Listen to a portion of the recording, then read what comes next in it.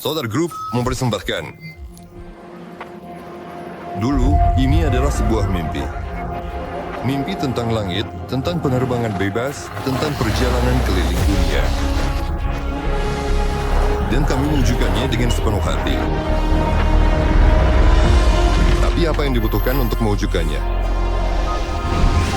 Mimpi kami telah menjadi tujuan kami dengan sepenuh hati. Rencana kami telah menjadi rencana yang matang. Ide-ide kami berubah menjadi peta jalan dan teknologi produksi. Jadwal kami sudah terisi untuk bertahun-tahun ke depan. Pengembangan dan pembangunan, komponen dan bahan, pembuatan model dan pelaksanaan pengujian. Dari mimpi, kita menuju hasil. Jalani perjalanan ini bersama kami. Solar Group mempersembahkan proyek balon udara generasi baru. Kami telah memilih cara terbaik untuk meramalkan masa depan, menciptakannya bersama Anda.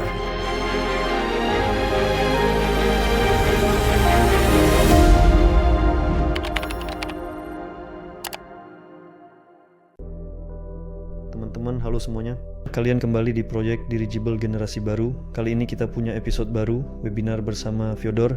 Sudah lama kita tidak ada, sudah lama tidak bertemu, dan hari ini kami akan berbagi kabar terbaru. Ya teman-teman, salam kenal. Memang sudah lama tidak bertemu, benar, kita kan melewatkan webinar sebelumnya. Ya, waktu itu kami kedatangan investor dari Afrika. Ya, Gilles Weber datang, dia pergi ke lokasi, kami menunjukkan kepadanya dan orang asing lainnya bagaimana sebuah dirigible itu terbang. Jadi, seolah-olah sudah sebulan penuh lamanya kita tidak muncul sama sekali di siaran kita ini. Ya, kita harus mengingat-ingat apa saja yang terjadi. Maaf, hari ini spontan seperti biasanya juga. Baiklah, mungkin kita mulai dari yang paling aktual dan menarik. Tidak, mari kita tunda dulu yang aktual dan menarik. Ya, karena biasanya orang-orang baru bergabung dalam setengah jam pertama. Saya ingin secara umum mengingat kembali apa saja yang telah terjadi sejak webinar terakhir, apa yang kita bicarakan secara singkat di sana, dan apa yang terjadi sejak saat itu hingga saat ini. Selain Gilles, tidak ada yang datang ke sini.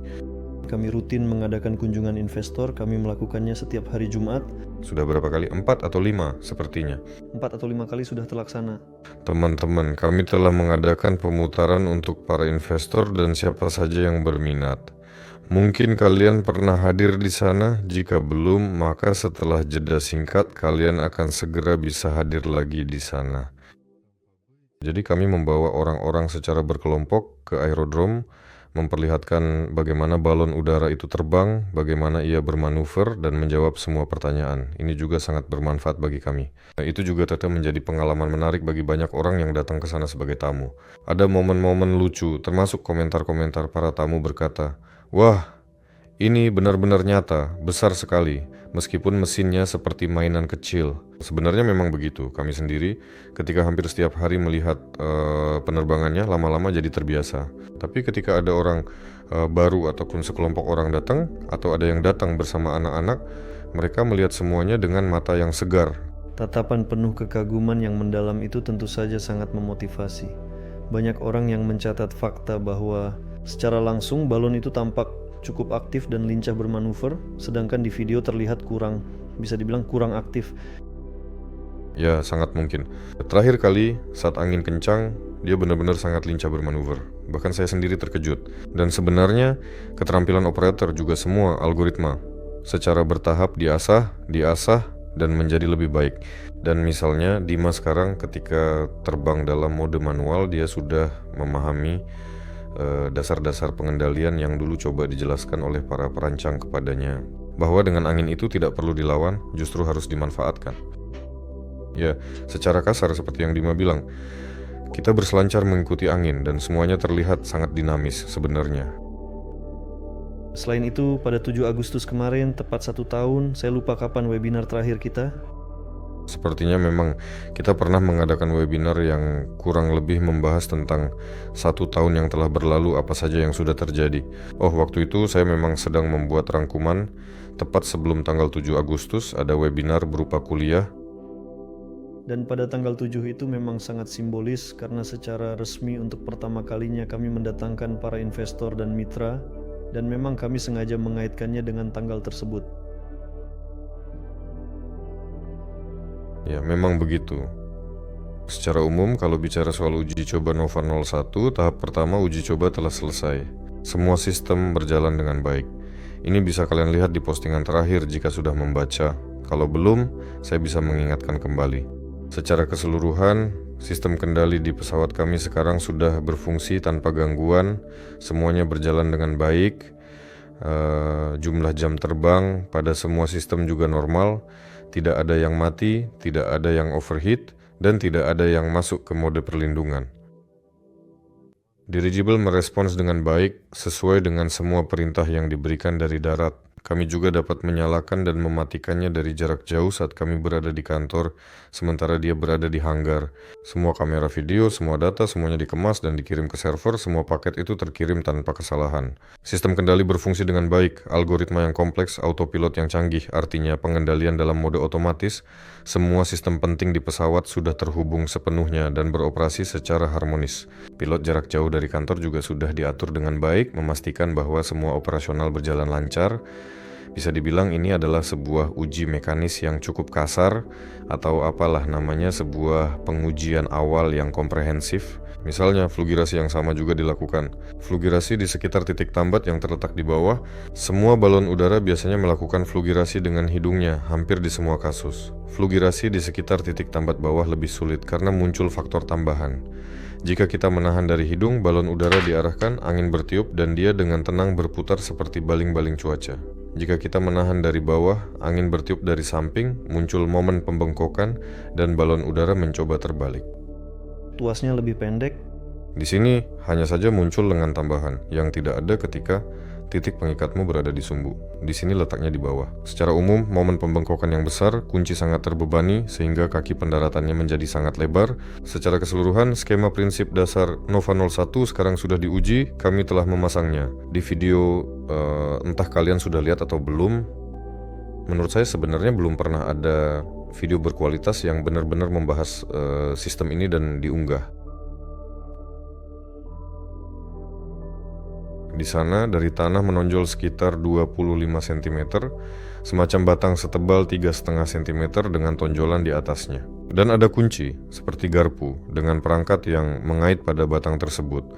Secara otomatis mengunci dan menahannya di tempat. Setelah itu bisa dilepas secara manual atau ditarik dengan servo. Kunci akan terbuka dan batangnya akan terlepas. Jadi kunci ini memang mengait pada batang tersebut. Dan kami juga menguji proses flugirovka, penyesuaian arah terhadap angin dalam berbagai kondisi angin. Inilah yang sangat penting untuk diuji. Ada kecepatan angin minimum di mana proses flugirovka mulai terjadi. Ada juga kecepatan maksimum, di atas itu proses ini tidak boleh dilakukan. Jadi perlu dilakukan pengecekan, misalnya balon udara berdiri pada sudut tertentu, angin bertiup dengan kecepatan tertentu, dan berapa kecepatan radialnya saat berputar di sana. Di sekitar titik bawah ini, beban apa saja yang terjadi, semua itu sangat penting untuk melanjutkan perancangan kaki roda, pendaratan balon udara Nova 2, dan kunci tambatannya. Pertama-tama, jika tidak terjadi flugirovka, maka tidak akan ada kerusakan atau pembengkokan.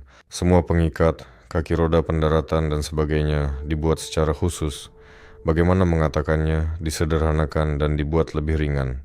Secara umum ada skenario perhitungan di mana bagian itu pasti akan patah secara teoritis.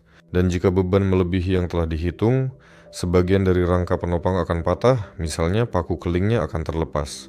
Kami memahami bahwa misalnya beban melebihi yang telah dihitung. Saat melakukan feathering, hal seperti itu tidak terjadi dan itu bagus. Dan sekarang setelah momen penting itu, kami melanjutkan pekerjaan merancang kaki roda pendaratan yang kokoh untuk balon udara baru 2 dan kunci tambatannya yang kuat. Dan ya, dia melakukan feathering. Semua skenario perhitungan sesuai, semuanya luar biasa. Pekerjaan pun dilanjutkan. Di sana juga masih ada pertanyaan terkait dinamika perangkat. Secara garis besar, pada deviasi maksimum kemudi, berapa radius putar minimumnya, kecepatan pendakian, dan sudut tanjakan maksimum. Tapi semuanya menggunakan kemudi aerodinamis. Itu juga sudah dicatat, semuanya sesuai, semuanya luar biasa.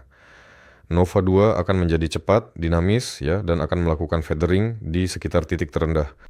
Apakah di Nova 2 juga akan ada 2 titik tambat atau kita akan memilih salah satu opsi saja yang tersedia? Bisa jadi bahkan ada 3, ya. Di sana akan ada titik tambat bawah yang utama, tepat di antara roda pada roda pendarat depan, agar bisa melakukan feathering di titik terendah, kemudian titik tambat hidung, dan satu lagi titik tengah yang penting. Kemungkinan besar, kami akan membuat kunci tambat tengah hanya untuk uji coba, karena proses menambatkan bagian ini dari balon udara juga menarik untuk diuji, untuk melihat hasilnya, ya, seperti apa nantinya. Akan berhasil, tentu saja ada kekhawatiran di kalangan para operator balon udara mengenai hal ini. Jadi, sekarang saya akan coba jelaskan teman-teman, ini karena Aceh semua urusan musim panas-panas lalu dingin, jadi tidak jelas. Jadi titik tambat bawah itu memang rendah, dan satu-satunya hal yang mungkin terjadi, kamu tidak bisa menabrakkan balon udara ke titik itu dengan cara apapun. Kamu hanya bisa melewati titik itu dengan roda dan kemudian turun. Jadi kita akan membuatnya dengan bentuk yang menarik, tiang tambat yang tinggi. Kamu bisa menabraknya secara teori hanya dengan bagian depan yang diperkuat, dan di sana ada pipa teleskopik dari logam atau komposit. Mereka akan menahan seluruh benturan, kamu tidak akan menyentuhnya dengan selubung balon, dan kemungkinan besar kamu masih sempat menghindar atau melakukan manuver di sana. Sangat jarang terjadi situasi di mana balon udara menabrak tiang tambat dengan keras, biasanya ia mendekat ke sana dengan bagian depan yang diperkuat. Tapi pada ketinggian menengah, hidung balon udara panasmu sudah lewat, dan itu bisa saja merusak selubungnya yang sangat sensitif dan penting bagi penerbangan. Namun titik ini tetap menarik karena radius flugirasimu berkurang dan momen pembengkoknya jika mengambil titik bawah. Di sini momen pada sumbu balon udara besar, sedangkan di sini jauh lebih kecil sehingga lebih mudah untuk melakukan flugirasi. Jadi secara keseluruhan di Nova 2 ketiga titik itu akan ada, ketiganya akan kita amati dan uji dengan cermat. Apakah akan ada penguatan khusus untuk berjaga-jaga jika... Tentu saja, kita akan pasang pelindung anti benturan yang sangat kuat di sana, ya. Pasti akan kita pikirkan dengan seksama, tapi sekarang sebenarnya belum dibuat secara resmi karena ada 2 titik utama yang sudah ada, dan yang ketiga ini nanti setelahnya akan menyusul. Bisa dibilang ini bukan tugas yang paling prioritas. Ya, karena awalnya ada pemikiran bahwa titik ini nyaman misalnya untuk didekati dengan mesin robotik troli atau konveyor untuk mengaitkan balon udara sehingga tidak perlu membawa tiang tinggi sendiri. Lebih mudah mengaitkan ke titik tengah ini dan misalnya membawa balon udara ke hanggar. Jadi itulah alasan awal mengapa titik itu dibuat, tetapi sekarang bahkan di Nova 01 kami sudah mulai merancang dan membuat troli yang benar-benar rendah, yang langsung mengait ke titik tambat bawah dan membawanya. Jika di Nova 01 semua proses ini dilakukan, itu akan menjadi siklus pengujian kedua yang sangat komprehensif dengan otomatisasi penuh hingga ke pintu hanggar. Kami hanya perlu mengambil tablet, memilih mesin yang diinginkan, lalu di sekitar mesin tersebut akan muncul perangkat servisnya yang canggih, seperti hanggar khusus, troli robot otomatis, dan berbagai peralatan pendukung lainnya. Kami menekan tombol untuk mengeluarkan mesin, hanggar terbuka secara otomatis, troli mengeluarkan balon udara, balon itu dilepas, lalu terbang jika ada misi penerbangan. Dan jika dengan dermaga bawah, ya berhasil dengan mesin yang rendah seperti itu, kemungkinan besar kami akan memilih yang rendah. Namun sangat mungkin di sana tidak akan berhasil, karena pada mesin yang serendah itu, ingin rasanya bilang memasukkan semua berat yang diperlukan agar balon udara tidak terbalik, tetap bisa berputar di sekitar titik itu, supaya benar-benar seperti jangkar. Mungkin yang seperti itu tidak akan berhasil. Ya misalnya robot kecil, itu seperti robot penyedot debu untuk balon udara. Saya juga membayangkannya begitu. Ya, semua orang membayangkannya seperti itu, dan dia memang seharusnya bisa lewat di bawah kaki roda pendarat. Jadi dia itu datar agar roda balon udara tetap bisa bergerak di sana, kaki roda pendarat balon udara tetap bisa berputar di sekitarnya, sementara dia hanya menahannya sekaligus memindahkannya. Sejauh ini semuanya berjalan lancar.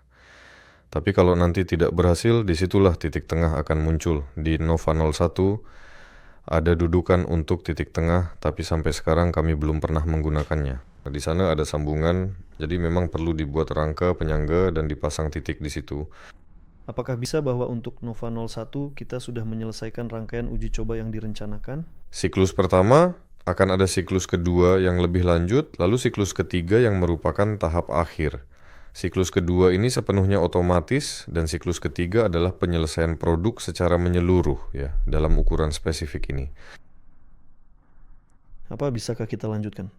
Ganova 01. Ya. Ada apa dengannya? Di mana dia? Bagaimana semua itu terjadi? Bagaimana kabarnya? Bagaimana kabarnya? Dan kapan kita akan melihatnya kembali beraksi? Saya tuh ingin melihat berapa banyak orang yang sedang menonton sekarang. Apakah mereka siap untuk mendengarkan ini? Apakah mereka memberikan like, menulis komentar? Jika ada dari tim kami yang sedang mengikuti, tolong katakan sudah waktunya, sudah waktunya.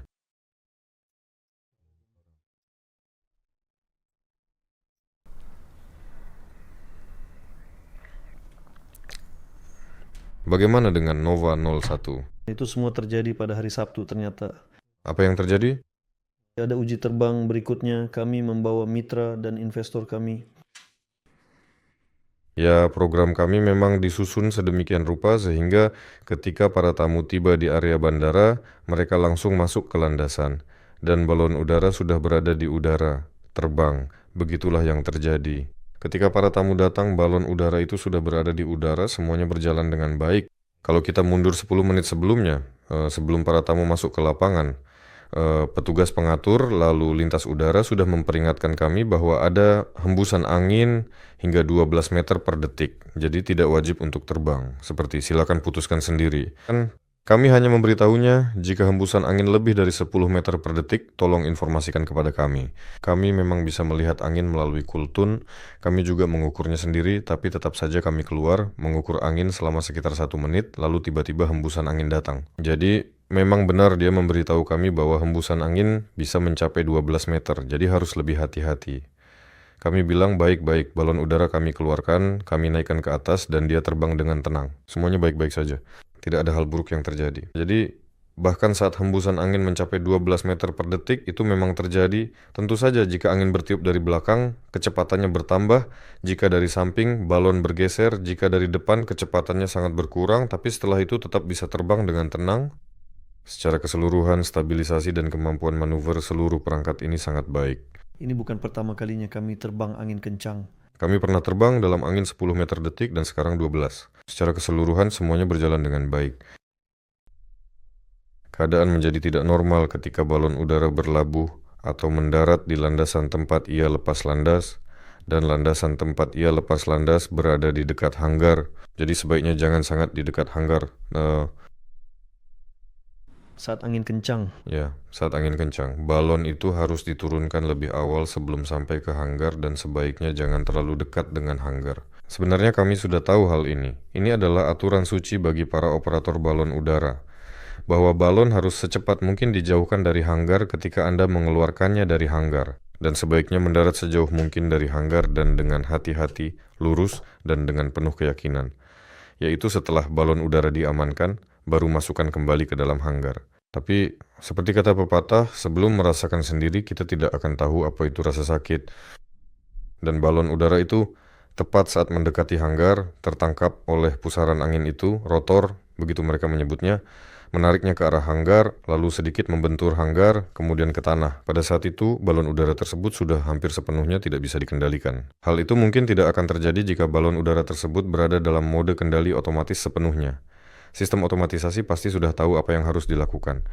Kemungkinan besar insiden itu tidak akan terjadi. Namun karena kasus seperti ini belum pernah terjadi sebelumnya, maka terjadilah insiden tersebut. Balon udara itu membentur tanah dan kaki roda pendaratnya terlepas karena memang dirancang hanya untuk menahan beban tertentu.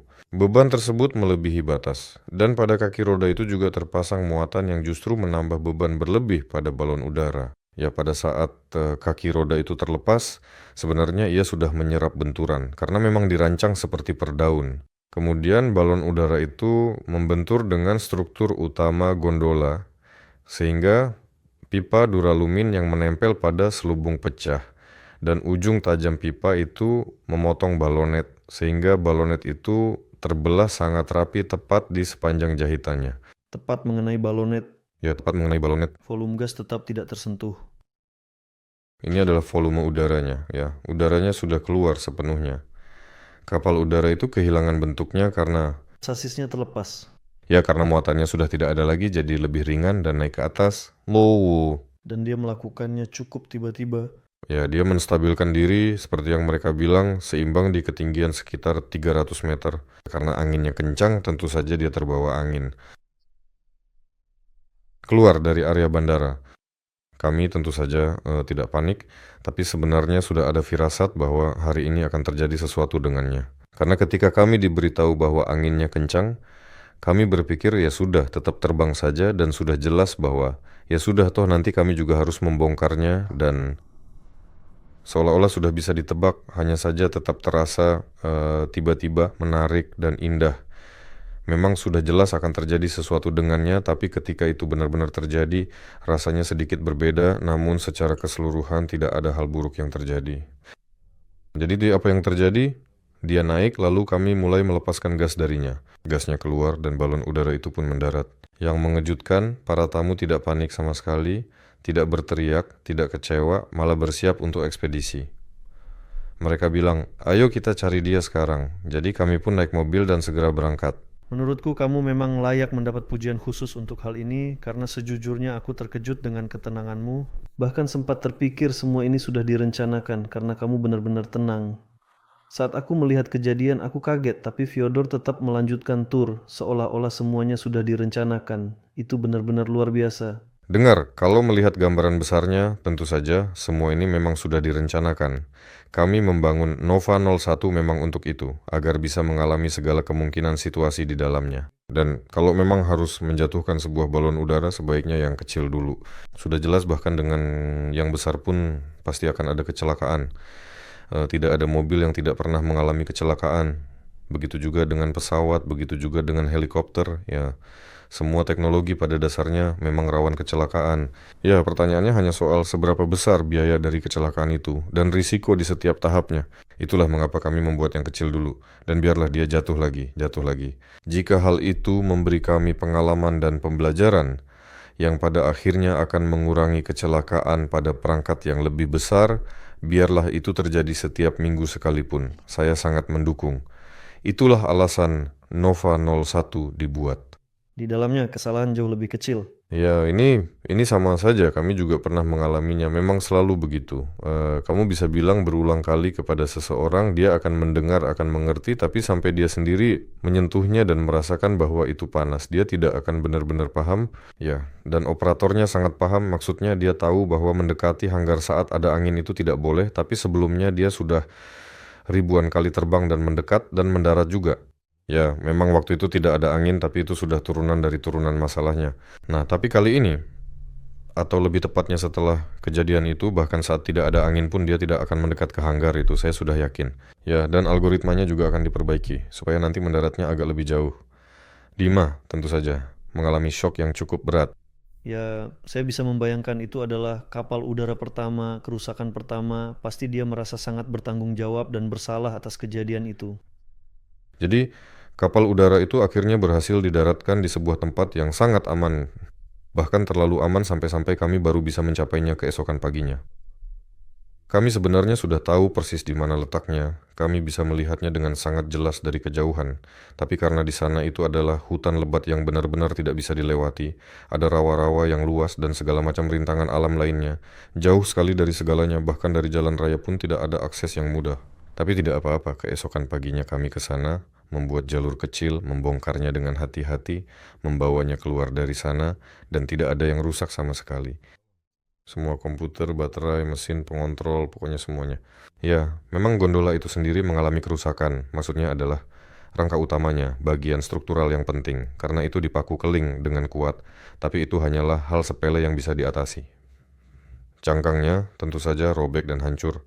Tetapi kami berhasil mengambilnya dari sana dengan hati-hati dan membawanya kembali ke hanggar untuk perbaikan. Sehari kemudian, Sudah menilai kerugiannya? ya, mereka mengirimkan spesialis untuk cangkang yang menilai kerusakan dan memeriksa semuanya. Seperti biasa, saya tidak ingin menyebutkan tenggat waktunya, tapi saya benar-benar terkejut. Karena saat kami mengangkatnya, suasana hati semua orang berbeda-beda. Ada yang bilang, untuk apa kita membawanya, itu sudah jadi sampah. Ada yang bilang, Mari kita tinggalkan saja di sini. Ada juga yang bilang tidak boleh ditinggalkan di sini. Ini soal lingkungan. Ayo kita bawa di jalan lalu buang saja. Dan seterusnya pokoknya spesialis itu berkata, saya sih akan membuangnya untuk Anda. Katanya hari Selasa pagi minggu depan kita mulai, hari Rabu sudah akan terisi dan berdiri. Mereka memarahi saya, tapi itu memang kata-katanya, saya hanya mengutip. Jadi dengan cangkangnya juga semuanya baik-baik saja. Satu-satunya hal adalah karena dia mendarat hampir di rawa, bisa dibilang begitu. Di sana ada danau kecil. Dia tergeletak di tepi danau kecil itu dan salah satu ekor stabilisatornya masuk ke air dan hanya satu servomotor yang terendam. Tapi servomotor itu berfungsi, sudah dicuci dengan alkohol, semuanya baik-baik saja di sana. Menurut saya kita benar-benar sangat beruntung dalam hal ini karena pertama-tama dari mana datangnya danau kecil itu di tengah ladang.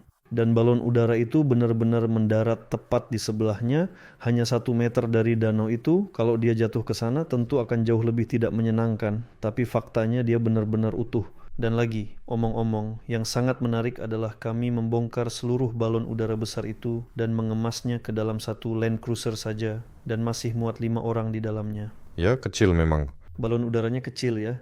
Sebelumnya kami membawanya dengan trailer yang memang dibuat sebagai tiang tambat portabel untuknya. Dan rasanya, wow, keren juga. Maksudnya, balon udara dengan volume 130 kubik sebenarnya cukup besar. Saat terbang ternyata bisa diangkut hanya dengan satu mobil dan trailer. Sebenarnya tanpa trailer pun bisa, itu sudah terbukti. Ya, semuanya berhasil dibawa. Minggu depan kami akan mulai pemulihan secara aktif. Dalam seminggu kita akan melihatnya sudah terpasang, utuh dan tanpa cedera. Luka membuat seorang pria terlihat jauh lebih menarik, begitu juga dengan balon udara yang indah. Lalu bagaimana proses perbaikan yang akan dilakukan nanti? Tidak ada yang terlalu rumit dalam proses perbaikannya. Karena robeknya secara spesifik berada di bagian jahitan yang sudah ada, jadi ini hanya merupakan satu robekan besar yang panjang. Di sana akan dipotong pita selebar tepat 3 cm, lalu dengan menggunakan mesin pemanas khusus, semacam roll yang bergerak, tim akan datang, mereka membersihkan seluruh permukaannya, dengan cermat dan dengan hati-hati menempelkan satu pita di sepanjang seluruh jahitan. Jadi perbaikan akan dilakukan langsung di hanggar di tempat, tidak perlu dibawa ke bengkel perbaikan manapun. Langsung di Voskresens. Satu lagi keunggulan adalah pekerjaan perbaikan bisa dilakukan langsung di tempat. Tentu saja sebaiknya kita tidak sampai mengalami situasi seperti itu ya, tapi sekali lagi saya ingin mengingatkan bahwa balon udara kecil ini kami buat dari bahan yang kami temukan dan beli di Rusia. Bahan itu sebenarnya tidak memenuhi persyaratan kami, baik dari segi kekuatan maupun sifat menahan gas. Namun demi mempercepat proses, kami tetap menggunakannya. Seharusnya bahan itu bisa menahan 400 Pascal, tapi maksimal hanya mampu menahan 240. Seharusnya bahan itu juga bisa menahan beban tarik tertentu, tapi bahkan setengah dari beban itu pun tidak bisa ditahan. Saya tidak ingat pasti, mungkin hanya sepertiga saja kalau beruntung. Singkatnya, jika kami membuatnya dari kain yang memang sudah dihitung dan yang sekarang kami miliki, dan kami akan membuat ukuran yang sama begitu seluruh proses produksi kami selesai. Kami akan membuat balon udara yang sama, tapi kali ini dari kain yang benar, dan meskipun dipukul 3 atau 4 kali, tidak akan terjadi apa-apa padanya. Jadi secara keseluruhan, jika kami membuat balon udara ini sesuai dengan petunjuk kepala insinyur, tidak akan terjadi apa-apa dengannya. Hanya saja kami memilih untuk menyederhanakan demi kecepatan. Tapi memang itu mengejutkan. Banyak orang yang terkejut, terutama yang sebelumnya belum pernah berurusan dengan balon udara. Sepertinya semuanya berakhir selubungnya robek. Seperti ban mobil bocor. Seperti itulah sikap operator balon udara. Oh, ini. Sekarang kita perbaiki. Apa? Ya. Ditambal lalu lanjut perjalanan. Ya, jadi begitulah. Baling-baling rusak karena benturan dengan tanah, penyangga roda pendarat patah. Tapi kami punya satu set cadangan, jadi semuanya akan dipasang kembali. Bahkan bisa diperlihatkan.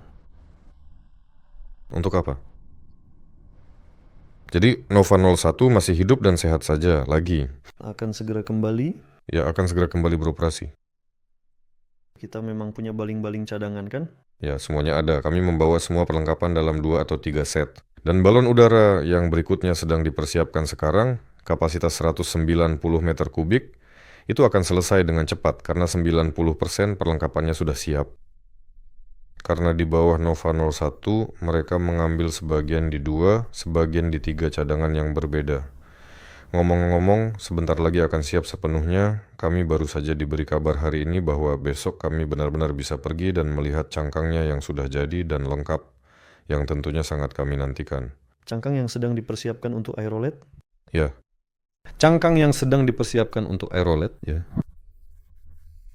Baiklah, saya dengar memang membutuhkan waktu yang sedikit lebih lama, agar semua jahitannya bisa terpasang dengan sempurna. Menurut proses teknisnya, ya, setelah pengelasan jahitan terakhir, casing harus dibiarkan beristirahat selama 1 atau 2 hari. Tapi orang-orang yang sedang membuatnya sekarang, kami tidak membuatnya sendiri, kami membuatnya di perusahaan lain karena milik kami sedang dilengkapi.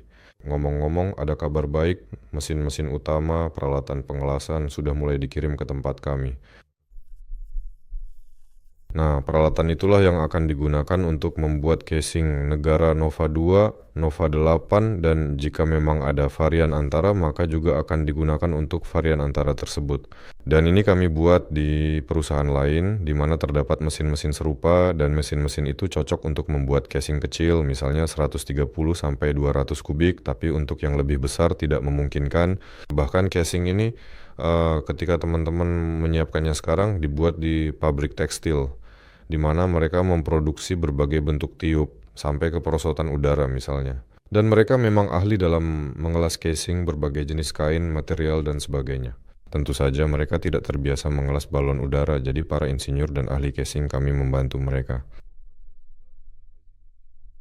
Sepanjang proses kami membawa teknolog dan insinyur mereka menunjukkan Nova 01 strukturnya, sambungan, persilangan, jahitan, serta cara lubang logam dilas, dipasang, dijahit, dan penguatan di hidung dibuat. Kami secara garis besar menunjukkan apa yang akan mereka kerjakan, lalu mereka memproduksinya. Hari ini mereka menelepon dan berkata, besok kami akan uji tekanan, yaitu mengisi selubung dengan udara dan memeriksa kekedapannya. Ya, Anda bisa datang untuk mengawasi, jadi besok kami akan melakukan serah terima, semacam uji, coba seperti itu. Mereka akan mengembangkannya dan jika semuanya baik-baik saja, maka pada saat itu juga kami akan menerima dan menyelesaikan proses serah terima di sana. Tapi untuk sementara selubung itu akan tetap berada di mereka, karena selubung ini menarik, nanti Anda akan melihatnya. Ini bukan selubung yang klasik. Selubung ini terdiri dari beberapa bagian. Bagian keduanya masih akan diproduksi satu persatu, tapi tidak akan lama. Ya, pada tanggal 10, seluruh selubung diserahkan kepada kami. Komputer, pengendali, motor, semuanya sudah siap. Sebagian rangka, penguat hidung dan ekor, serta permukaan kendali juga sedang diproduksi. Dan target di bulan September adalah menerbangkannya. Bisa dibilang bahwa aerolet kita juga hampir siap. Saat ini tahap aktif pembuatannya sedang berlangsung. Bahkan sekarang ada semacam perlombaan. Siapa yang akan menjadi yang pertama terbang lagi? Nova 01 atau aerolet yang lebih cepat? Nova 01 seharusnya. Apa prioritas kita? Apa yang perlu ditingkatkan lebih cepat? Prioritas untuk aerolet. Dan bagaimana kabar dengan Big Brother saat ini? Dengan Nova 2, ya, apa kabar? Semoga kamu baik-baik saja. Terima kasih. Aktif, semuanya bekerja. Bahkan saya tidak tahu harus mulai dari mana. Ada yang sedang diproduksi, ada yang sedang disempurnakan, ada yang sedang dibayar, ada yang sudah dibayar dan sudah datang, ada yang sedang dipilih untuk dibeli. Di tempat lain bahan sedang dibeli untuk produksi. Sekarang misalnya kantong-kantong ini baru saja dilas untuk penyangga rangka gondola. Dari bahan yang akan digunakan untuk Nova 2. Konstruksi khusus sedang dilas, pipa-pipa khusus dimasukkan ke sini, mesin pemutus khusus dipasang. Artinya kami sudah mulai menguji elemen-elemen selubung seperti kaki tabung ini. Lubang-lubang juga baru saja dibuat. Ya, berbagai bracket juga. Semua ini sudah dikerjakan dan diuji dengan sangat teliti. Skema konstruksi serta kekuatan gondola hampir selesai dan peralatan produksi pun sudah dibuat secara penuh dan menyeluruh. Kami telah membuat sejumlah peralatan khusus untuk menstempel elemen-elemen aluminium ini yang nantinya akan dipaku keling dengan hati-hati dan seluruh gondola akan dirakit secara bertahap mulai dari situ. Jadi, sejumlah peralatan telah dibuat, beberapa elemen telah dicetak dan diproduksi, kualitasnya telah dikonfirmasi, dan sekarang semua peralatan yang tersisa sedang disempurnakan. Semua aluminium yang akan digunakan untuk proses penstempelan ini sedang dibeli, bersama dengan perlengkapan khusus yang diperlukan. Paku keling, dan juga banyak hal menarik lainnya yang berkaitan dengan proses produksi ini. Semua dokumen desain teknis yang lengkap untuk elemen aluminium yang akan dibengkokkan ini sudah diserahkan ke bagian produksi. Di sana pertama-tama material tersebut dipotong dengan teknologi laser. Lalu ukuran besar dari elemen aluminium ini dibengkokkan menggunakan mesin besar. Setelah itu bagian-bagian lain yang lebih kecil dibengkokkan dengan mesin kecil. Kemudian seluruh komponen dimasukkan ke dalam peralatan dan dibentuk menjadi produk akhir. Gondola sudah mulai dirakit meskipun belum terlalu aktif karena saat ini fokusnya beralih ke aerolet. Bagian produksi, tukang, dan teknologi juga ikut beralih. Namun fokus ke aerolet hanya sekitar 1 minggu saja. Itu pun hanya untuk merakit rangka dan ekor maksimal 1,5 minggu. Setelah itu kami akan kembali ke Nova 2, ya, ke proses produksi gondola. Ya, di sana akan mulai menarik. Saat ini stand sedang dirakit secara aktif dan dengan seksama. Jadi mesin pembakaran dalam yang akan dipasang pada versi pertama Nova 2 sedang dipersiapkan dengan teliti. Kami menyebutnya laboratorium terbang. Di sana akan diuji sejumlah solusi yang nantinya akan digunakan, baik pada versi penumpang berawak maupun pada versi kargo tanpa awak, serta pada versi pemantauan tanpa awak, sehingga setiap solusi benar-benar dapat dipastikan sesuai dengan kebutuhan dan fungsinya masing-masing. Dan sekarang stand sedang dirakit untuk versi kargo tanpa awak, dan juga untuk versi pemantauan tanpa awak. Nah, di sana terdapat mesin utama, tentu saja, beserta sistem bahan bakar, sistem pembuangan untuk mesin tersebut, akan dipasang generator, lalu penyarah, pengontrol elektronik, baterai berkapasitas besar, dan motor listrik yang efisien. Secara umum, kami sedang merakit stand khusus untuk sistem tenaga hibrida. Sekarang, dengan basis mesin yang sama, sedang dirakit stand kedua, yaitu ketika mesin akan langsung memutar baling-baling. Jadi hibrida itu ketika mesin memutar generator menghasilkan listrik, dan motor listrik yang memutar baling-baling. Itu satu stand yang sedang dirakit sekarang, dan stand kedua adalah ketika mesin akan langsung memutar baling-baling melalui transmisi, tapi transmisinya sendiri belum ada. Nah, sekarang semuanya sudah sepenuhnya masuk ke tahap produksi. Komponen seperti baling-baling dalam cincin, gearbox sudut, transmisi putar, serta gearboxnya telah diproduksi. Apakah ini benar-benar hasil dari pengembangan sendiri?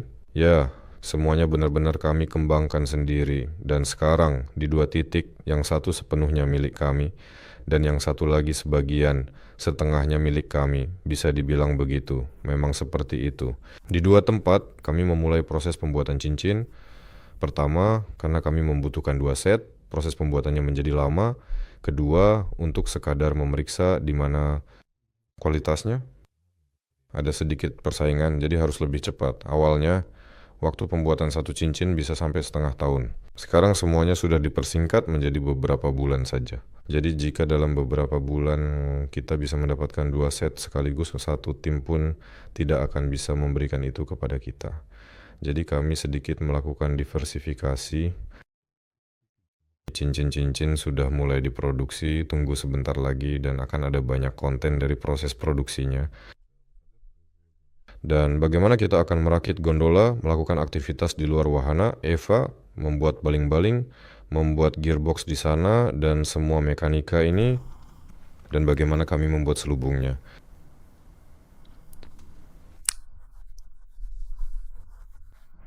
Apakah ada di beberapa bidang tertentu, mungkin ada kesulitan atau hambatan, atau apakah semuanya berjalan sesuai rencana, semuanya baik-baik saja?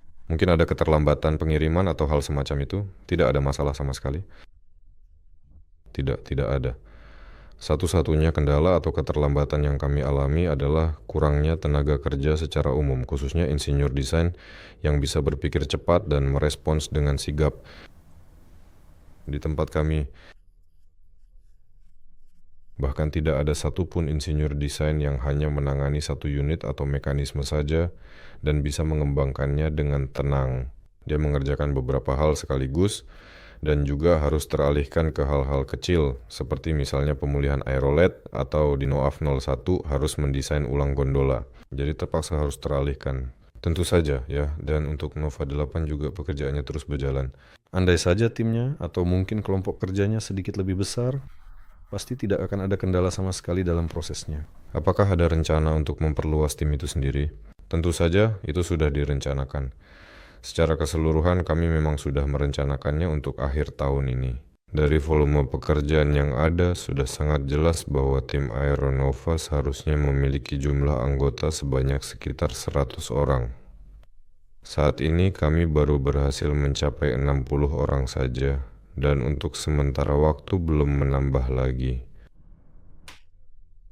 Perlu sedikit mereorganisasi proses-proses itu sendiri agar bisa melanjutkan ekspansi, dan untuk itu kita harus menyelesaikan terlebih dahulu apa yang sudah dimulai sebelum melangkah lebih jauh. Sekarang kami akan membawa Nova 2 ke tingkat kesiapan tertentu. Pengembangan ini agar tidak merusak apa yang sudah berjalan, secara garis besar mekanismenya sudah berjalan dan berfungsi. Ya memang agak dipaksakan tapi tidak masalah. Setelah pengembangan selesai, barulah kita bisa melakukan sedikit rotasi, menambah beberapa orang baru, dan mendistribusikan ulang proses-prosesnya. Saya rasa itu akan terjadi sekitar tahun baru. Kita harus memastikan pekerjaan lancar agar tidak terjadi situasi di mana kita merekrut staf, tapi mereka hanya duduk tanpa pekerjaan. Kita tidak punya waktu untuk berdiam diri begitu saja. Kita benar-benar hanya punya 4 tahun lagi sebelum pesawat udara besar yang kaku itu akhirnya lepas landas. Hanya 4 tahun. Total, setahun yang penuh sudah berlalu. Wah, tahun ini benar-benar berbuah dan memang begitu sejak awal. Oktober nanti genap setahun artinya. Setahun sejak kami mulai bekerja di kantor. Bekerja secara aktif.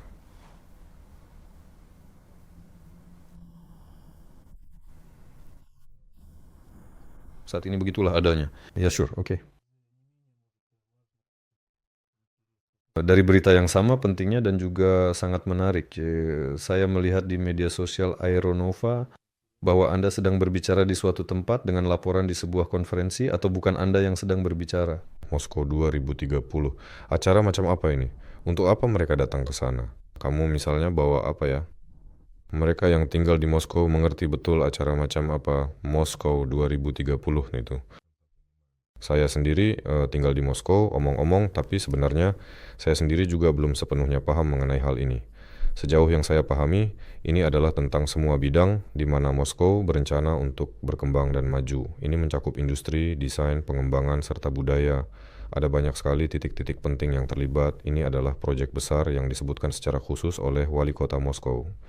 Ada banyak lokasi di seluruh Moskow, dan di setiap lokasi diadakan sesi dengan tema tertentu.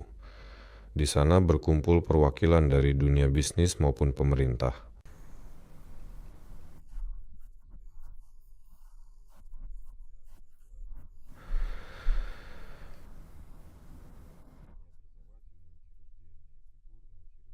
Juga ada lembaga pendidikan, lembaga kebudayaan, dan berbagai konsep khususnya tentang masa depan, ke arah mana semuanya akan bergerak, kemana perkembangan akan berjalan. Ada presentasi, pameran, dan juga seminar. Dan di salah satu presentasi yang membahas masa depan arsitektur yang menarik sekali, kami dari Aeronova juga ikut tampil di sana, berbagi pengalaman kami. Nah, saya yang tampil waktu itu. Saya lupa nama biro arsitekturnya, benar-benar tidak ingat sama sekali. Maaf ya, teman-teman semua. Intinya, mereka yang menginisiasi proyek ini datang ke kami sekitar setengah tahun yang lalu dan berkata dengan ramah, "Halo, kami punya beberapa ide seperti ini yang ingin kami diskusikan bersama kalian." Ide-ide ini muncul sudah lama sekali, bahkan saat sedang menulis disertasi. Secara umum, bagi banyak arsitek, seringkali terjadi momen pencerahan ketika mereka menyadari bahwa arsitektur bisa dibuat dengan beban yang diringankan secara aerostatik. Bangunan tidak harus selalu menekan tanah, tapi secara teoritis bisa juga mencoba untuk mengapung. Sebenarnya dalam 100 tahun terakhir udah cukup banyak konsep dan proyek seperti ini yang dibuat, namun terutama pada masa perkembangan awal balon udara, semua konsep paling berani muncul di sana. Meskipun sekarang ternyata di banyak universitas arsitektur, orang-orang bahkan menulis disertasi, skripsi. Mungkin bukan disertasi, maksud saya adalah skripsi. Mereka menulis tentang arsitektur yang berkaitan erat dengan beban aerostatik. Ya. Secara sederhana, kota-kota di langit. Rumah-rumah yang mengapung atau setidaknya mencoba untuk tetap mengapung dan tidak harus selalu berupa rumah. Misalnya, bisa saja berupa taman atau zona tertentu. Umumnya ide-ide seperti itu muncul, jadi mereka datang dengan ide-ide itu, mereka datang kepada kami seperti halnya Aeronova dan berkata, teman-teman, kita berada di jalan yang sama. Ya, dan seberapa realistiskah semua ini? Jadi kami duduk, membahasnya, dan juga berbagi ide-ide kami. Saya juga punya banyak ide. Mengapa tidak memanfaatkan gaya Archimedes dan juga prinsip aerostatika ini, tidak hanya pada balon udara, tidak hanya pada wahana stratosfer, tetapi bahkan juga untuk mengurangi beban. Saya punya ide untuk mengurangi kepadatan di Taman Zaryadye. Itu adalah taman yang keren, terletak di pusat ibu kota kita, seperti kartu nama. Lihat, di pusat Moskow ada bunga-bunga padang rumput, semuanya indah. Ya, pokoknya bergaya dan modern. Dan bisa dikurangi bebannya secara aerostatik. Di sana diisi balon-balon atau volume helium dengan bentuk lain, mereka menarik ke atas, dan misalnya taman gantung serta beberapa balon aerostatik seperti itu.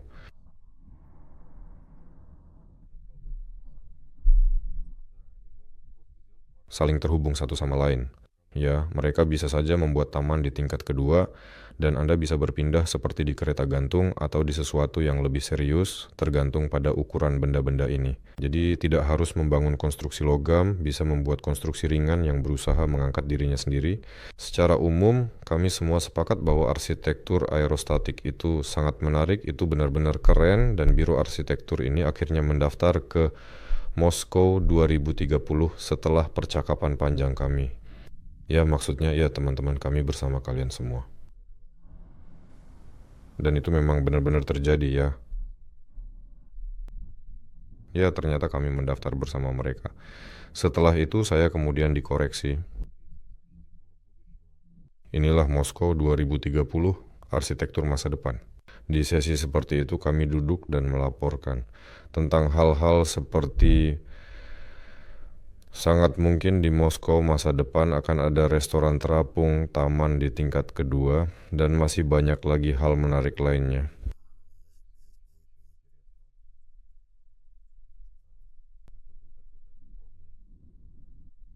Itu memang semacam batu ujian bisa dibilang. Ya, sejauh mana kesadaran, baik di masyarakat maupun pemerintah, secara umum benar-benar siap untuk menghadapi hal-hal yang benar-benar baru secara konseptual, yang mungkin belum pernah dialami sebelumnya. Solusi, ya. Apakah di sana hanya diajukan sebagai ide untuk merealisasikan objek infrastruktur semacam itu, atau sudah ada beberapa solusi siap pakai yang ditawarkan? Di sana lebih berupa kuliah edukatif yang menjelaskan bahwa gaya aerostatik adalah kekuatan yang sangat sia-sia jika dilupakan dan harus benar-benar dipulihkan, serta secara ekonomi memang masuk akal. Dan baik dalam arti dinamis seperti membuat kapal udara maupun dalam arti statis seperti membuat dan memproduksi arsitektur semacam itu mungkin, itu perlu, itu bermanfaat, itu menarik, itu aman, itulah inti utama dari kuliah tersebut. Dan ini dapat diwujudkan, artinya kita sudah memiliki segalanya untuk itu, semua teknologi sudah ada, semua tim sudah ada, dan jelas apa yang harus dilakukan. Dan yang paling penting, kami mengumumkan di sana bahwa kami sudah melakukannya. Jadi bukan seperti, ayo kita lakukan bersama. Tapi memang sekarang, mulai September hingga November, Biro Arsitektur inilah yang juga menjadi inisiatornya. Saya tidak ingat apa namanya, mungkin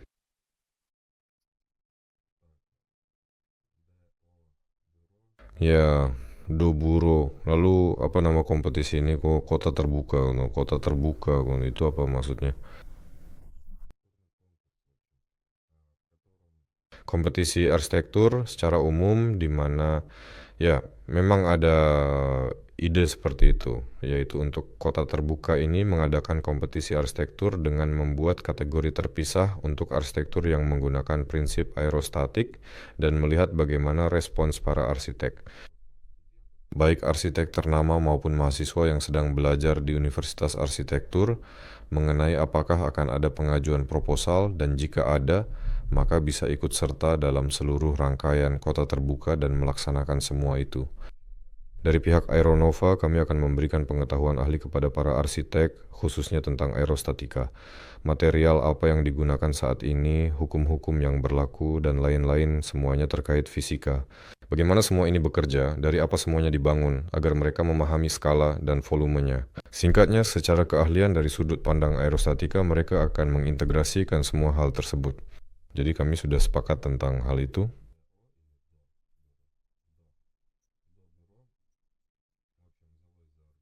Doburo secara umum mengambil alih organisasi seluruh kegiatan ini dan kemudian mulai berdatangan berbagai proposal-proposal yang masuk satu persatu. Awalnya 1, 2, 3, 4, 5, 10, 20, 30, 40, 50 dan di situ sudah mulai muncul minat yang nyata terhadap arsitektur yang didukung secara aerostatik ini yang mengejutkan, menyenangkan, dan keren. Dan secara umum dalam kerangka kota terbuka ini seminar-seminar akan segera diadakan. Pertama-tama, semua peserta yang berhasil lolos seleksi, jadi kami akan melakukan seleksi aplikasi terlebih dahulu, dan mereka yang lolos seleksi tersebut akan mengikuti beberapa sesi strategis bersama kami, semacam kuliah. Kami akan menjelaskan secara lebih rinci kepada mereka bagaimana semuanya bekerja, dan pada akhirnya akan dipilih beberapa proyek yang akan masuk ke babak final, dibuatkan maket dari konsep mereka, dan secara umum kami akan memahami bersama mereka apa yang akan terjadi di sana. Pasti akan ada sesuatu yang keren dan menarik gitu, karena ketika berbicara dengan para spesialis muda, arsitek gitu, mereka semua berpikir sangat berani, yang semuanya berpikir dengan cara tidak biasa. Dan yang paling penting, ini bukanlah sesuatu yang benar-benar fiksi atau tidak nyata, melainkan sudah lebih ke arah yang aplikatif dan sesuatu yang keren, jadi kemungkinan besar akan lahir sesuatu yang hebat dan maket-maket ini akan dibuat dalam kerangka acara kota terbuka ini. Jadi Moskow bahkan akan membantu pembuatan maket-maket ini dan maket-maket tersebut akan dipamerkan di pavilion resmi di berbagai pameran. Kompetisi ini mengasumsikan akan ada beberapa pemenang. Apakah para pemenang ini akan mendapat hibah atau apa yang akan mereka dapatkan? Saya sendiri tidak tahu persis ya sepertinya. Saya hanya tahu bahwa Sebuah gerakan seperti ini sedang terbentuk, ya akan lahir. Sebenarnya di sana ada spesialis yang mudah menjelaskan apa dan bagaimana di sana. Saya sendiri tidak menghabiskan waktu untuk itu. Saya diberitahu, kamu akan kuliah dengan Zubkevich. Oke, saya lakukan. Lalu kamu ke acara Moskow 2030 untuk bercerita. Saya bilang, keren, ini materi presentasimu. Ya, secara umum itu mereka bilang akan ada pameran, akan dibuka, orang bisa datang melihat-lihat, berkenalan dengan maket-maket ini, dengan konsep-konsep ini, dengan para penulisnya dan juga dengan kami. Kemungkinan besar kami juga akan hadir di pameran itu. Dan pameran-pameran ini akan berlangsung cukup lama. Maket-maketnya sepertinya juga akan berkeliling ke berbagai kota. Pokoknya untuk informasi lebih lanjut, baca saja postingan di media sosial. Kemungkinan besar kami akan membagikan dan menceritakan semuanya di sana. Memang begitulah, sebuah gerakan besar dan keren telah terbentuk. Terima kasih kepada Doburo yang telah datang kepada kami, mengetuk pintu dan berkata, teman-teman, ayo bergabung dengan kami. Ya, omong-omong, mereka juga mengambil inisiatif yang baik. Secara umum, mereka sangat menyukai tema ini, bukan hanya dari sisi arsitektur, tetapi juga tentang balon udara sebagai wadah ruang besar di mana manusia masa depan, yaitu kita semua, seharusnya berada. Karena kalau pesawat itu sudah jelas, helikopter juga jelas, tapi di balon udara justru ada ruang-ruang besar, dan menciptakan ruang-ruang ergonomis baru yang modern. Itulah keinginan mereka, itulah panggilan mereka. Dan mereka sudah menunjukkan kepada kami berbagai konsep tentang apa saja yang bisa ada di dalam balon udara. Ada hal-hal yang sangat menakjubkan di sana seperti secara kasar ketika Anda datang sekarang saya akan kembali merujuk pada orang Moskow atau siapapun juga. Banyak orang mengalami semacam kejutan budaya ketika mengunjungi tempat baru yang sangat modern dan menarik. Entah itu hotel baru, gedung pencakar langit baru, atau bahkan pusat perbelanjaan baru. Ketika Anda memasuki ruang modern yang baru dan Anda merasakan bahwa ini adalah sesuatu yang sangat keren dan benar-benar baru. Dan hal yang sekarang sangat mengesankan banyak orang di balon udara, itu bahkan satu tingkat lebih tinggi lagi. Tren modern, seperti pembangunan kompleks perumahan baru, gedung pencakar langit baru, restoran baru, semua itu sedang terjadi sekarang. Namun para arsitek dan desainer sudah sangat memahami apa yang akan terjadi sekitar 5 tahun ke depan, sementara kita sendiri belum melihatnya, tapi mereka sudah mulai merancangnya. Dan di balon udara kita, di ruang-ruang ini, sudah diterapkan solusi arsitektur masa depan. Dan itu sungguh sangat mengesankan. Dan mengingat Anda ada di sana, Anda masih berada di langit, dengan pemandangan yang paling indah dan memukau. Sungguh luar biasa, tentu saja, sesuatu yang menakjubkan menanti kita. Kelas.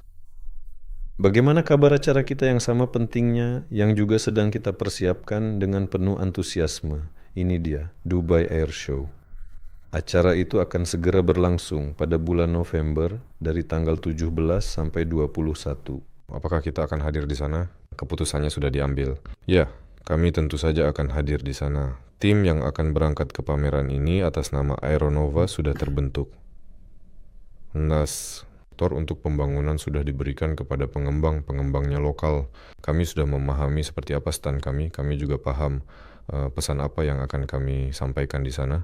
Aspek apa saja yang akan kami ungkapkan secara terbuka, apa yang akan kami deklarasikan secara resmi untuk masa depan yang terdekat, dan bagaimana kami akan memposisikan diri kami sendiri di sana, semua itu sudah sangat jelas dan tidak diragukan lagi.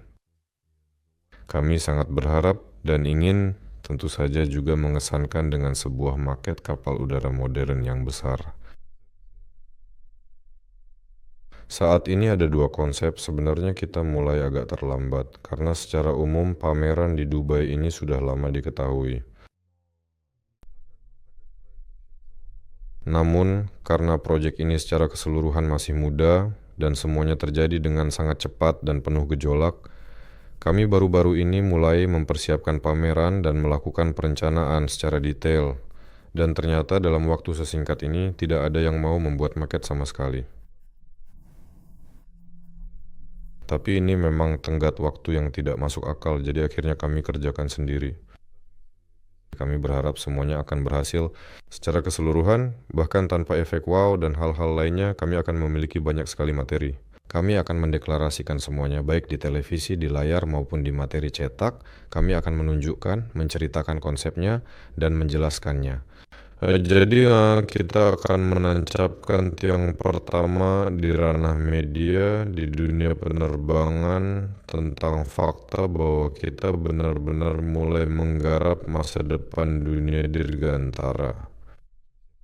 Karena kami tahu, dari semua yang ada di pasar sekarang yang akan berpartisipasi di pameran ini, tonggaknya adalah kami, dan pameran ini diadakan setiap 2 tahun sekali. 2 tahun lagi, ketika kami datang ke sana, kami akan datang dengan hasil yang nyata. Jelas, saat ini kami sudah memiliki Nova 01, kami juga sudah memiliki Aerolet. Ya, selubung Nova 02, jika kamu sempat membuatnya sampai saat itu, akan kami tunjukkan di video.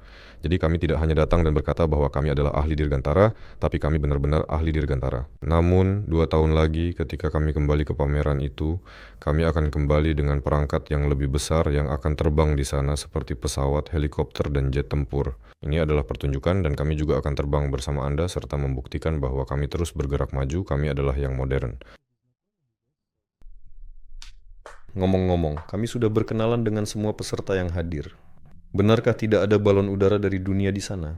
Padahal ada perusahaan yang bergerak di bidang itu seperti Zeppelin, bahkan di Tiongkok juga ada. Tapi dari yang saya lihat di daftar peserta, sepertinya memang tidak akan ada siapa-siapa di sana. Terakhir saya melihat daftarnya masih banyak area kosong, nanti kita cek lagi satu persatu. Tapi pada dasarnya, secara umum, perusahaan-perusahaan yang kamu sebutkan itu, memang ada perusahaan-perusahaan balon udara yang benar-benar menatap masa depan dengan penuh harapan dan inovasi. Seperti misalnya perusahaan asal Prancis yang bernama Solar Aircraft. listrik, hibrida, balon udara, tanpa bahan bakar, dan segala macamnya. Tapi entah kenapa situsnya memang berkembang, tapi tidak terdengar kabar apa-apa, tidak terlihat juga, dan sepertinya mereka tidak akan datang ke pameran untuk mengumumkan itu. Nah, perusahaan Tiongkok bisa saja datang ke pameran, Sergey Brin bisa datang ke pameran, Airlander juga bisa datang ke pameran. Tapi pada mereka semuanya jelas, atau semuanya sudah gamblang gitu. Mereka pasti sudah lama mendeklarasikan apa yang mereka inginkan. Jadi dia untuk urusan masa depan, sepertinya hanya kita saja yang akan mengajukan diri. Sebenarnya cukup menegangkan, tapi juga menyenangkan. Faktanya kita baru berusia 1 tahun, dan pada bulan November nanti itu benar-benar akan menjadi 1 tahun penuh, di mana kita benar-benar sangat aktif bekerja, dan kita sudah berada di pameran internasional.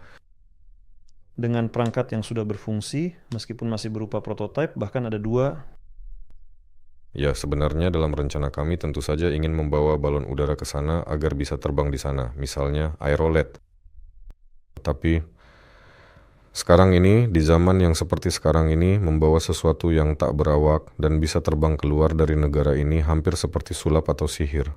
Memang, hal itu benar-benar terasa luar biasa. Jadi, kemungkinan besar semuanya akan diatur sedemikian rupa sehingga di stand kami akan ada tempat untuk pilot jarak jauh dan kemungkinan besar hanya akan ada 1. Di sana juga akan ada pos pengawas secara garis besar di mana hampir semua orang yang berminat bisa mengendalikan balon udara secara langsung yang berada dan terbang di Rusia. Jadi ini juga semacam demonstrasi yang sangat menarik. Saat ini, inilah puncak dari teknologi tanpa awak. Banyak orang di internet mungkin sudah melihat, terutama yang akrab dengan hal ini secara langsung. Mereka tahu bahwa pilot jarak jauh dan pengawas jarak jauh digunakan baik pada peralatan konstruksi maupun peralatan pertambangan. Dan ini adalah yang paling modern yang ada saat ini, dan kita semua sudah memiliki sistem seperti itu. Dan sistem ini dengan mudah dapat beroperasi dari Dubai, terhubung dengan balon udara di sini di Rusia dengan keterlambatan yang minimal, dan di sini mereka akan terbang dari sana. Dan ini adalah interaktif yang keren, yang akan menunjukkan bahwa kita tidak hanya memahami hukum Archimedes dengan mengisi kantong dengan helium, tetapi dalam 1 tahun kita sudah menciptakan seluruh perangkat lunak, sistem penerbangan, sistem kendali, dan semuanya berfungsi serta berjalan. Dan kami akan menyatakan dengan lantang bahwa kami hanya butuh 1 tahun agar orang-orang bisa menilai potensi apa yang akan terjadi dalam 3 atau 5 tahun ke depan. Karena akan ada banyak pelaku industri yang berpengaruh di sana, banyak investor, banyak politisi yang berbeda, orang-orang yang memiliki kekuasaan. Kami harus benar-benar menunjukkan sisi terbaik kami di sana. Kami sedang mempersiapkan diri. Kelas. Jadi kita sudah membahasnya selama 1 jam, saya rasa kita bisa perlahan beralih ke pertanyaan. Ayo everyone now. Kita mungkin memilikinya. Jadi teman-teman semua, sekarang saya akan membukanya dan melihat apa yang Anda tulis untuk kami. Baik, ada pertanyaan pertama, tapi sepertinya kami sudah menjawabnya. Halo, apakah berhasil menangkap balon udara? Ya, balon udara sudah ditangkap dan kembali ke rumah. Halo, apakah investor bisa mengetahui statistik berdasarkan negara? Itu sedikit di luar topik. Apakah memungkinkan membuat balon udara dengan instalasi tenaga nuklir di dalamnya atau dengan instalasi hidrogen? Sebenarnya, saya sangat berharap kami akan benar-benar membuatnya. Sehingga pada suatu saat di masa yang akan datang, ketika kami sudah memiliki balon udara kaku pertama, Rosatom akan memperhatikan kami dan mungkin akan menawarkan proyek bersama. Karena perusahaan Rosatom dengan sangat senang hati memasang instalasinya di mana-mana, baik itu di kapal selam, di kapal permukaan, di pesawat luar angkasa, dan entah di mana lagi mereka memasangnya. Dan kenapa tidak memasangnya juga di balon udara? Saya pribadi sama sekali tidak melihat adanya hambatan. Menurut saya itu akan sangat keren. Kita akan menunggu permintaan seperti itu. Kapan pembangunan balon udara penumpang direncanakan? Apakah akan ada proyek seperti itu? Sepertinya Anda tidak terlalu aktif mengikuti webinar kami.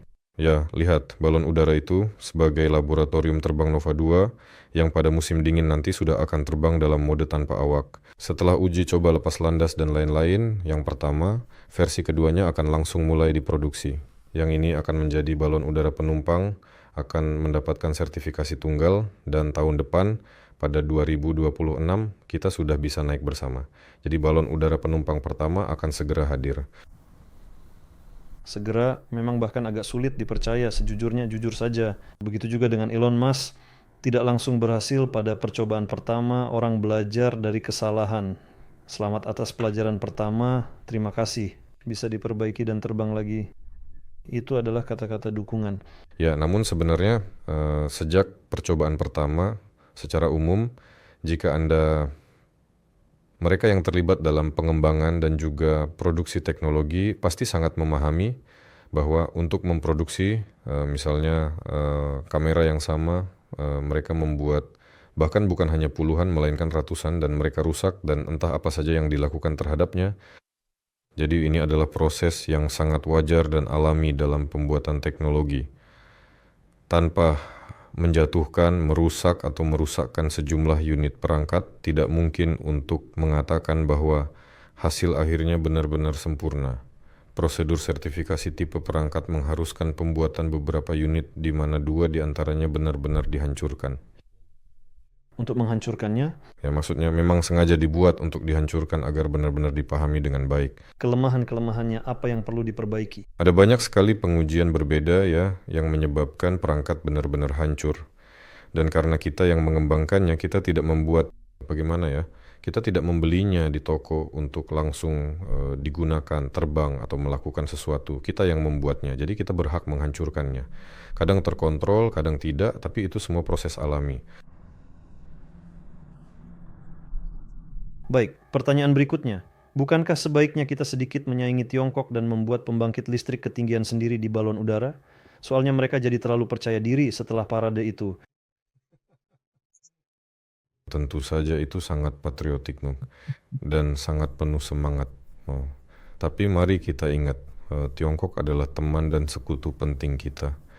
Sekarang mereka baru saja mengadakan pertemuan besar. Menurut saya kita harus bekerja sama dengan mereka. Apakah perlu membuat turbin seperti itu? Sejauh ini belum ada permintaan sama sekali, jadi belum jelas. Jika Tiongkok menemukan manfaat penggunaannya dan mendanai pembuatannya, biarkan mereka yang mengerjakannya. Kita akan bisa membuat turbin seperti itu setelah kita menguasai proses pembuatan Nova 2 dan Nova 8. Tidak akan ada kesulitan bagi kita untuk memproduksi dan merancangnya. Jika ada permintaan atau keinginan, kita bisa membuatnya dengan mudah.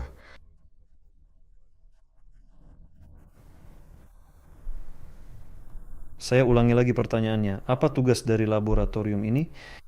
Laboratorium terbang? Di sini tidak dijelaskan rinci. Saya tidak ingin mengatakan tugasnya sama seperti Nova 01, yaitu jatuh dan terbang pergi. Sebenarnya teknologi semacam ini tidak dibuat dalam waktu yang singkat.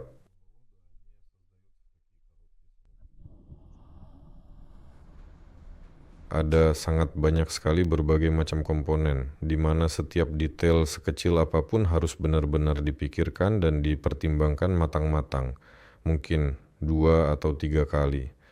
Dan bagaimana semua komponen kecil itu saling terhubung, saling berfungsi, dan sebagainya, mulai dari perhitungan teoretis hingga proses algoritmisasi, fungsionalitas, dan lain-lain. Jadi, secara kasar mengambil dan menyelesaikan dalam waktu 1 tahun. Biasanya pengembangan seperti ini membutuhkan beberapa tahun, tapi karena kita tidak punya kemewahan seperti itu, akan sedikit lebih mudah membuat perangkat yang belum sepenuhnya dikembangkan secara kasar dan kemudian menyempurnakannya di tempat. Selama proses produksi atau penggunaan awal, ini jauh lebih cepat dan juga lebih baik, dan pengalaman yang berharga pun didapatkan. Tugas laboratorium terbang adalah tidak menetapkan persyaratan yang terlalu tinggi untuk proses produksi serta tidak menetapkan persyaratan yang sangat serius untuk proses pengembangan. Dengan demikian, prosesnya menjadi lebih fleksibel dan efisien. Namun, beralih ke produksi, beralih ke uji coba operasional, agar produksi juga mendapatkan pengalaman yang lebih mendalam, dan para pengembang secara langsung pada perangkat keras, dengan tangan mereka sendiri memahami sesuatu, mengubah sesuatu, dan sebagainya. Jelas kita bisa merancang produk apapun di atas kertas atau dalam model 3 dimensi, tetapi ketika benda itu ada tepat di depanmu dan tugasmu misalnya, mulai melengkapinya dengan peralatan internal dan sebagainya. Semuanya jadi jauh lebih jelas, beberapa hal menjadi nyata, dan ternyata di sini seharusnya dilakukan dengan cara yang berbeda. Secara umum, tugas laboratorium terbang adalah sekadar mempercepat proses pembuatan balon udara Nova 2. Tentu saja untuk menguji dan memvalidasi sebagian besar dari berbagai model perhitungan yang utama, baik itu model dinamis, kekuatan, stabilitas, dan lain-lain. Di sana akan ada skema struktur kekuatan konstruktif dari versi penumpang yang berawak. Misalnya kaki roda pendarat akan sama, kunci tambat akan ada, tetapi sistem mesin tenaga akan menggunakan milik versi kargo nirawak. Mesin baling-baling akan menggunakan milik versi berawak. Tidak mungkin langsung saja menyiapkan EVA secara sembarangan. Sebenarnya menurut undang-undang bisa saja menempatkan pilot penerbangan eksperimental di sana agar dia terbang. Tapi untuk apa mempertaruhkan keselamatan manusia jika semua ini bisa diuji dengan lebih aman dalam mode nirawak dan semua sistem bisa diuji bersama-sama? Kodadim. Agar baling-baling, cincin, transmisi putar, mesin, sistem kendali, dan seluruh struktur rangka bekerja dengan baik. Semuanya akan diuji, ada yang akan rusak, ada yang langsung sempurna, dan ada yang perlu dimodifikasi. Artinya kita akan segera memiliki pesawat besar yang benar-benar bisa terbang, dan dalam waktu yang sangat singkat, kita akan mampu membuat 3 versi berikutnya, yaitu versi penumpang berawak, versi kargo tanpa awak, serta versi pemantauan tanpa awak. Jadi, laboratorium terbang adalah tahap yang tak terelakkan yang harus dilalui. Tidak ada, bahkan mobil sekalipun, ketika dibuat langsung jadi begitu saja. Sudah siap, tinggal naik dan jalan. Tetap saja, awalnya dasarnya diuji secara terpisah bahkan tanpa bodi dikerjakan secara terpisah. Sekarang misalnya sasis kami dirakit secara terpisah, beberapa sistem juga terpisah. Dan Iron Bird ada juga sebutan seperti itu, yaitu ketika seluruh sistem kendali beserta semua perangkat eksekutornya hanya dibentangkan saja. Secara sederhana seperti yang terlihat di atas meja uji. Semua komponen yang seharusnya ada di dalam balon udara, seperti komputer onboard, kipas, berbagai aktuator, controller, sekring, dan seluruh rangkaian elektronik daya, semuanya tidak berada di dalam balon udara. Sebaliknya, semua itu hanya diletakkan di atas meja dan semuanya tetap berfungsi dengan baik. Jadi pertama-tama yang muncul adalah jeroannya, lalu jeroan itu bisa dipasang ke maket, kemudian maket itu bisa diterbangkan, itu akan menjadi maket terbang. Dan di setiap tahap dilakukan penyempurnaan, ada yang disetujui. Semuanya oke, tidak disentuh, tidak diutak-atik, semuanya berjalan. Dan baru kemudian versi finalnya diinstal ke dalam produk produksi. Laboratorium terbang hanyalah salah satu tahapan penting dalam keseluruhan proses penciptaan pesawat udara yang berfungsi penuh. Apakah saya memahami dengan benar bahwa ini akan menjadi semacam konstruktor, di mana akan memungkinkan untuk menguji terlebih dahulu versi berawak atau lebih tepatnya versi penumpang yang direncanakan? Lalu gondola kargo akan diputus di sana, atau pada tahap apa tepatnya hal ini akan terjadi? Tidak, jadi sejak awal dia akan muncul sebagai laboratorium terbang. Akan ada beberapa iterasi pengujian, dia juga akan melewati putaran pengujian pertama, lalu kami akan mengubah sesuatu di dalamnya, putaran kedua lalu ketiga, dan dia akan tetap ada. Artinya, dia tidak akan digunakan sebagai produk produksi, dia bisa terus terbang, memberikan kami data. Secara garis besar, kami bisa bereksperimen dengannya. Namun untuk melampaui rencana yang dimaksudkan, secara kondisional, mengubah sesuatu secara radikal di dalamnya. Lalu dibawa ke museum dan kami sendiri sudah memproduksi kurang lebih 3 versi tempur yang berbeda, yang semuanya telah dikembangkan dengan cermat. Dengan mempertimbangkan semua penelitian yang relevan dan terbaru yang diperoleh di laboratorium. Tentu saja, memang. Oke, silakan ayo kita lanjutkan. Ya sure, oke. Jadi tahun berapa Anda akan membuat mesin 10 ton? Jadi mesin 10 ton itu kemungkinan besar tentang Nova 35. Ya, yang besar dan kokoh sekali. Kami mendeklarasikan bahwa sudah 5 tahun berlalu sejak dimulainya proyek ini. Sejauh ini rencananya masih belum berubah, tetap sama seperti sebelumnya. Kita berjalan sesuai rencana yang telah ditetapkan. Apakah ada kabar terbaru mengenai bandara?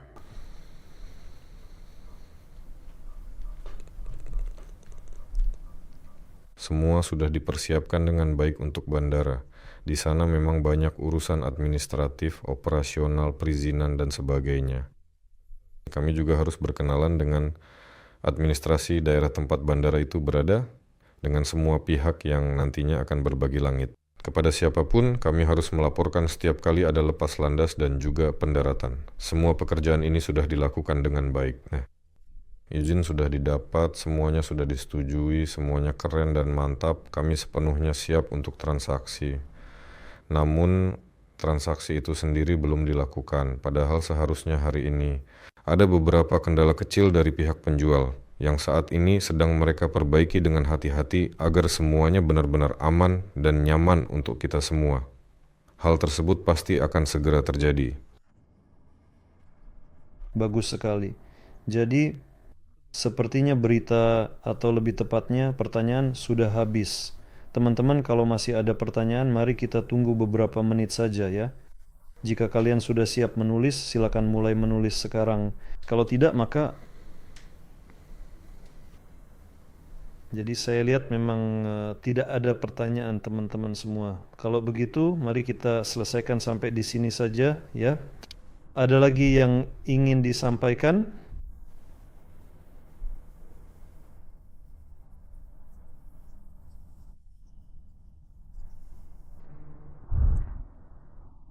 Cukup, kata mereka. Teman-teman tolong tuliskan komentar kalian secara ringkas tentang webinar ini secara keseluruhan. Apakah kalian merindukan webinar atau tidak? Apakah menurut kalian kita perlu mengadakan webinar ini lebih sering? Kalian juga bisa menuliskan topik untuk webinar berikutnya. Jika kalian benar-benar mengikuti dan menantikan sesuatu, bisa langsung ajukan pertanyaan. Mari kita buat ini lebih hidup, lebih interaktif. Kami meluangkan waktu untuk ini. Jadi jika kalian membutuhkannya, silakan beri like. Jika kalian mendapatkan sesuatu yang bermanfaat atau ingin tahu sesuatu, pokoknya tulis saja. Ayo berinteraksi dengan kami. Umpan balik sangatlah penting untuk memahami bahwa Anda memperhatikan mereka. Dan kami tidak melakukan ini begitu saja. Tidak sia-sia? Ya, tapi pertanyaan itu menunjukkan Anda tidak menonton sia-sia dan kemungkinan Anda tertarik. Anda hanya ingin lebih banyak aktivitas. Sebelum setiap webinar Anda khawatir dan berpikir, Kelanjutannya? ya, terima kasih telah bersama kami, terima kasih telah mengikuti proyek ini dan mendukung kami. Kami akan berusaha untuk kembali hadir pada hari Kamis berikutnya. Kami berharap konten yang kami hadirkan akan semakin menarik dan lebih padat. Solar Group berusaha sebaik mungkin agar hal itu terwujud. Ya, omong-omong untuk semua pertanyaan yang berkaitan dengan investasi, mitra, ataupun negara, silakan datang dan ajukan pertanyaan tersebut di webinar kami. Ya, saya mengadakan webinar setiap hari Selasa. Semua pertanyaan pasti akan saya catat dan jawab di webinar yang akan berlangsung minggu depan. Jadi sekali lagi, terima kasih kepada semua yang telah hadir. Sampai jumpa semuanya. Sampai bertemu lagi semuanya. Solar Group mempersembahkan. Dulu, ini adalah sebuah mimpi. Mimpi tentang langit, tentang penerbangan bebas, tentang perjalanan keliling dunia. Dan kami mewujudkannya dengan sepenuh hati. Tapi apa yang dibutuhkan untuk mewujudkannya? Mimpi kami telah menjadi tujuan kami dengan sepenuh hati. Rencana kami telah menjadi rencana yang matang. Ide-ide kami berubah menjadi peta jalan dan teknologi produksi. Jadwal kami sudah terisi untuk bertahun-tahun ke depan. Pengembangan dan pembangunan, komponen dan bahan, pembuatan model dan pelaksanaan pengujian. Dari mimpi, kita menuju hasil. Jalani perjalanan ini bersama kami. Solar Group mempersembahkan proyek balon udara generasi baru.